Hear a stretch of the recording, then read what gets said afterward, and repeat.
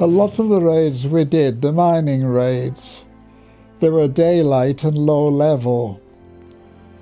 And very quickly the people in the houses in Scandinavia, Sweden, Norway, if it was dark, they used to open their windows or their doors to let the light out. And as we were flying past, we'd see the lights going out, as obviously the police and people like that were going around and telling them off and to shut their lights off, you know. They knew very well what was happening, that we were trying to, I mean, it didn't help a great deal, but it was a bit of a morale booster for both them and for us. Oh, we had one occasion when the engineer's position in Halifax, the pilot was sat there facing that way, and when I wasn't working on my panel, I sat here. But to check all my gauges, the gauges were behind the pilot.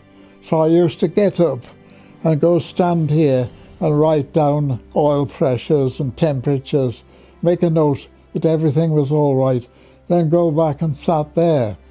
And on this one occasion, when I got up and went there and doing my writing down, when I got back in that seat, Mitch, my pilot, said, "You were lucky," over the intercom. I said, "Why, Mitch?"